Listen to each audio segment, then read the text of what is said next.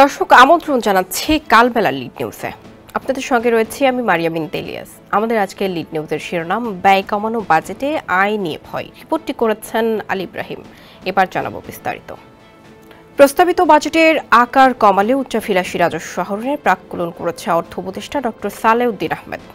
বাজেটে আয়ের লক্ষ্য নির্ধারণ করা হয়েছে 5,64,000 কোটি টাকা। এর মধ্যে 4,99,000 কোটি টাকা আসবে জাতীয় রাজস্ব বোর্ডের মাধ্যমে।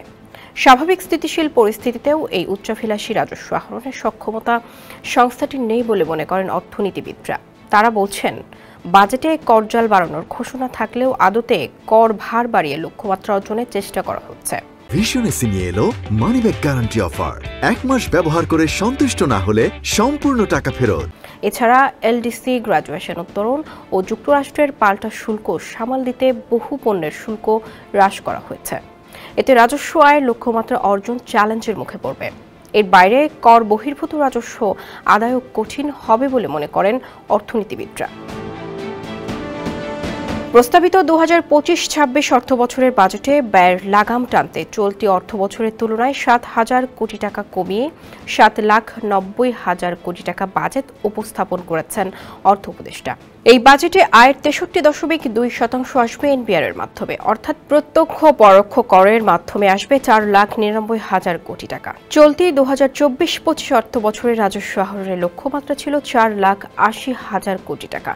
বর্তমানে সরকার এই লক্ষ্যমাত্রা কাটছাঁট করে 4,63,500 কোটি টাকা নির্ধারণ করেছে। এরই মধ্যে অর্থবছরের 11 মাস পেরিয়ে গেছে। আলোচ্য সময়ে এনবিআর এর রাজস্ব আদায় হচ্ছে 3,21,000 কোটি টাকা। সরকারের দেওয়া সংশোধিত লক্ষ্যমাত্রা পূরণ করতে হলে 1 মাসে এনবিআরকে আদায় করতে হবে 1,42,050 কোটি টাকা, যা অসম্ভব বলে জানিয়েছেন খোদ এনবিআর কর্মকর্তারা। চলতি অর্থবছর শেষে রাজস্ব ঘাটতির পরিমাণ 1 লাখ কোটি টাকার বেশি হবে বলেও মনে করেন তারা। এই পরিস্থিতিতে আগামী অর্থবছরের জন্য এনবিআর এর সংশোধিত লক্ষ্যমাত্রা থেকে 35,500 কোটি টাকা বাড়িয়ে নতুন লক্ষ্যমাত্রা নির্ধারণ করে দিয়েছে সরকার, যা স্বাভাবিক পরিস্থিতিতেও আদায় করা সম্ভব নয়। এনবিআর এর বাইরেও 65,000 কোটি টাকা আদায়ের পরিকল্পনা করা হয়েছে। এই রাজস্ব আহরণও কঠিন হবে বলে জানিয়েছেন অর্থনীতিবিদরা।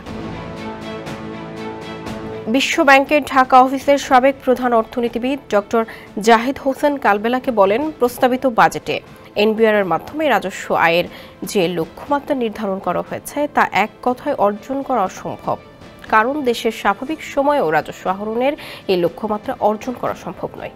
এর বাইরেও যে লক্ষ্যমাত্রা রয়েছে সেটা অর্জন করা কঠিন বলেও জানান অর্থনীতিবিদ। অর্থ উপদেষ্টা প্রস্তাবিত বাজেটে কর বাড়াতে সাধারণ মানুষের জন্য আয় করে ছাড় দেননি। উচ্চ মূল্যস্ফীতি সত্ত্বেও করমুক্ত আয়ের সীমা 3.5 লাখ টাকাই রেখেছেন। তবে ভবিষ্যতে রূপরেখা দিয়েছেন 2026-27 ও 27-28 অর্থবছরের জন্য ব্যক্তি শ্রেণীর করমুক্ত আয়ের সীমা 25,000 টাকা বাড়িয়ে 3,75,000 টাকা করেছেন। অর্থাৎ 2026 সালের 1 জুলাই থেকে 2027 সালের 30 জুন পর্যন্ত আয়ের ক্ষেত্রে এই সীমা প্রযোজ্য হবে। এক্ষেত্রে করজাল না বাড়লেও মধ্যবিত্তের করের বোঝা বাড়ছে। তবে কর বাড়ানোর জায়গায় অর্থ উপদেষ্টা বিত্তশালীদের ছাড় দিয়েছেন। বড়লোকদের সারচার্জের হিসাব পদ্ধতিতে পরিবর্তন আনা হয়েছে। এতে বিত্তশালীদের কর ভার কমবে। এছাড়া বিত্তশালীদের পছন্দের ইলেকট্রিক গাড়ির ওপর পরিবেশ সারচার্জ প্রত্যাহার করা হয়েছে। এছাড়া 33 সেবার বিপরীতে রিটার্ন জমার বাধ্যবাধকতায় শিথিলতা আনা হয়েছে। এতে নতুন করে এসব সেবা গ্রহণের জন্য রিটার্নের আওতায় আসার সুযোগও বন্ধ হয়ে গেল। শুধু কর অফিস বাড়িয়ে করজাল বাড়ানোর পরিকল্পনা আদতে কতটুকু কার্যকর হবে তা নিয়ে সংশয় দেখা দিয়েছে। এছাড়া আয়করের বেশিরভাগ অর্থ আসে উৎসে কর এবং অডিট থেকে। কারণ হিসেবে কর কর্মকর্তারা বলছেন, অডিট নিয়ে হয়রানির কিছু অভিযোগ থাকলেও সরকারের বড় অঙ্কের রাজস্ব ফাঁকি উদ্ঘাটিত হয়। এক্ষেত্রে আরও সুযোগ দেওয়া হয়েছে প্রস্তাবিত বাজেটে। এতে আয়কর আদায়ের লক্ষ্যমাত্রা অর্জনে বড় ঘাটতি তৈরি হবে। আগামী অর্থবছরের প্রস্তাবিত বাজেটের এনবিআর এর মাধ্যমে আদায় করা রাজস্বের ক্ষেত্রে সবচেয়ে বেশি জোর দিয়েছেন পরোক্ষ করে, অর্থাৎ ভোক্তার করের জোর বেশি। প্রস্তাবিত বাজেটে রাজস্ব আহরণে ভ্যাটের লক্ষ্যমাত্রা নির্ধারণ করা হয়েছে 37.8%, এবং আয়কর খাতে লক্ষ্যমাত্রা ৩৬.৫% এবং শুল্কের লক্ষ্যমাত্রা নির্ধারণ করা হয়েছে ২৫.৭%। বাজেটে রাজস্ব আহরণের প্রধান খাত হিসেবে ভ্যাটকে বিবেচনায় নেওয়ায় আঘাত আসতে পারে মূল্যস্ফীতিতেও। এছাড়া বিনিয়োগ বাড়ানোর কোনো উল্লেখযোগ্য পদক্ষেপ না থাকায় নতুন অর্থবছরে রাজস্ব আহরণ নিয়ে শঙ্কা তৈরি হয়েছে। যদিও গতকাল মঙ্গলবার বাজেট পরবর্তী সংবাদ সম্মেলনে অর্থ উপদেষ্টা ডক্টর সালেউদ্দিন আহমেদ বলেছেন, এবারের বাজেটে মানুষের বাজেট, মানুষের বিষয়টি বিবেচনা নিয়ে সীমিত সম্পদের মধ্যে এই বাজেট করা হয়েছে।